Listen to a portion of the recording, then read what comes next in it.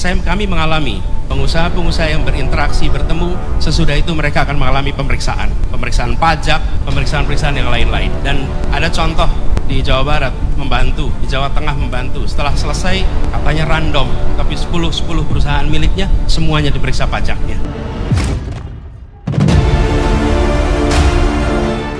Nah, dari pernyataan Pak Anies di sini pada tadi malam, yaitu menurut saya agak lucu sekali. Apakah ada bukti-buktinya? Yaitu di sini Pak Anies bahkan menyatakan alat negara dipakai untuk intimidasi pengusaha-pengusaha yang sehingga takut untuk membantunya. Bener nggak ini Pak Mahfud MD? Bahkan di sini juga dikomentari oleh Wagi Mandip 212. Nah, di sini yaitu ada berita yaitu dari suara.com, yaitu bahkan Anies Baswedan menuding ada alat negara yang intimidasi hingga konglomerat tak berani mendekatinya. Nah, menurut saya kalau ada bukti-bukti, ada data-datanya, ya menurut saya dilaporkan ke pihak yang berwenang. Padahal juga saya ketahui pada waktu lalu bahkan juga masyarakat masih ingat ya, ketika Anies Baswedan bersafari politik di mana-mana, itu juga menggunakan pesawat jet pribadi. Bayangkan.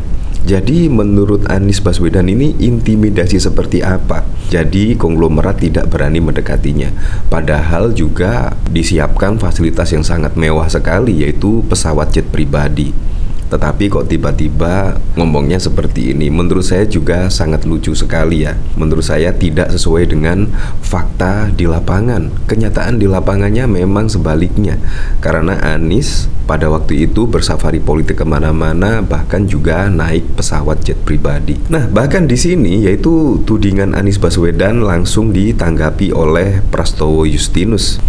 Di sini tanggapan untuk baca pres Anies Baswedan, yaitu Pak Anies Baswedan, terhadap opini dan tudingan yang Anda sampaikan kemarin di acara Mata Najwa di UGM, seolah ada pemeriksaan pajak yang dilakukan karena motif politis. Kami sampaikan tanggapan. Direktorat Jenderal Pajak dalam melakukan pelayanan edukasi, pengawasan, dan pemeriksaan senantiasa didasarkan pada undang-undang, aturan tata cara yang baku, dan dilaksanakan secara profesional dan berintegritas.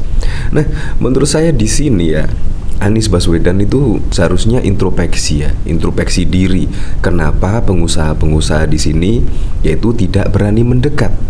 Ya kemungkinan karena elektabilitas dari Anies Baswedan itu menurut saya sangat rendah sekali, yaitu bahkan sangat jauh sekali dengan Ganjar Pranowo dan bahkan juga Pak Prabowo Subianto.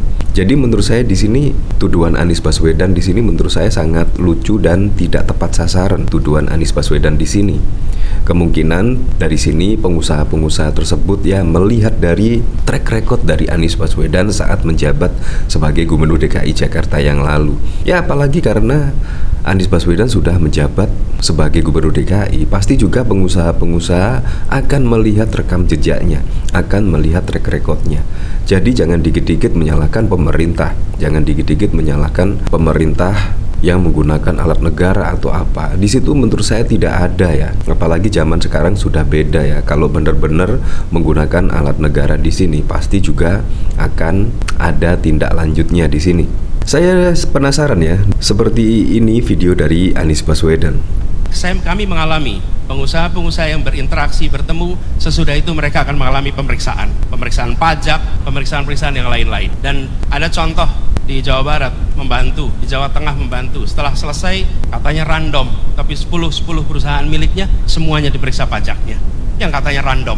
Apa yang terjadi? Takut orang membantu. Nah, seharusnya kan disertai bukti-bukti dan juga saksi-saksi, dan di sini bisa ditindaklanjuti kok. Sangat mudah sekali lah kalau cuma mengusut hal seperti ini.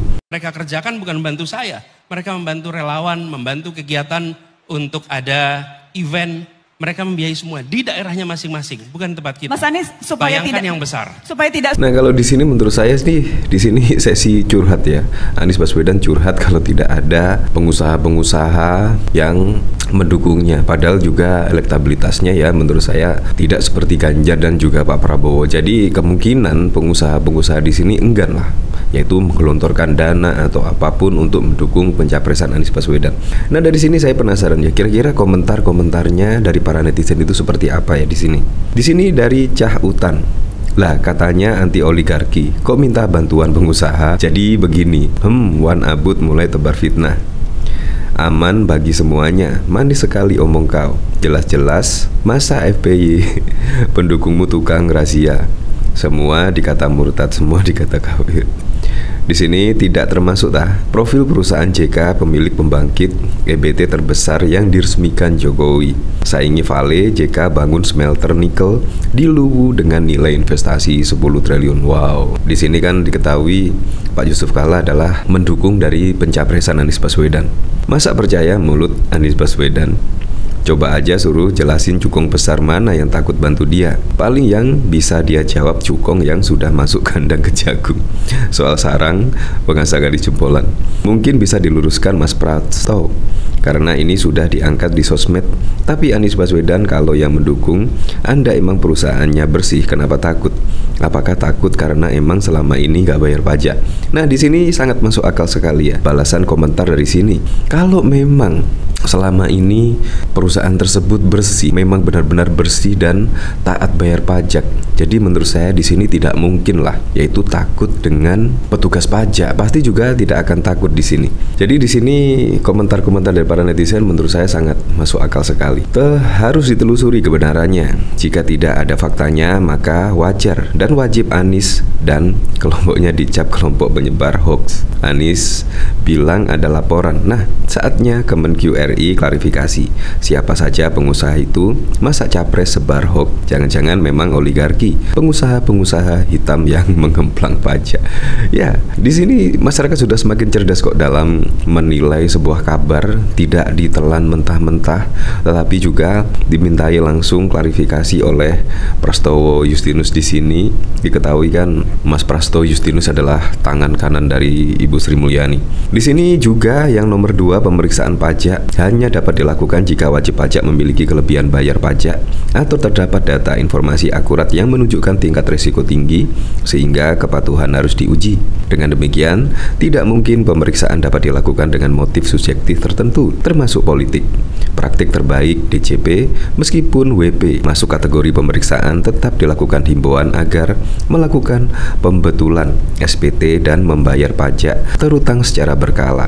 Dengan demikian kami klarifikasi informasi yang Bapak terima perlu diperjelas dan tudingan ada penggunaan alat negara untuk kepentingan politis tertentu dipastikan itu tidak benar.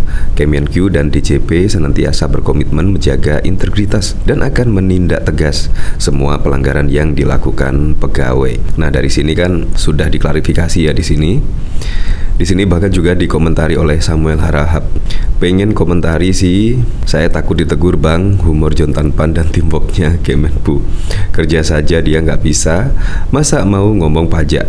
Kan pajak diperoleh dari hasil kerja. Tapi masalahnya pasti ada orang yang sudah terlanjur percaya omongan Anies Baswedan. Good job Pak Prastowo. Nah, sangat perlu diluruskan ya di sini ya.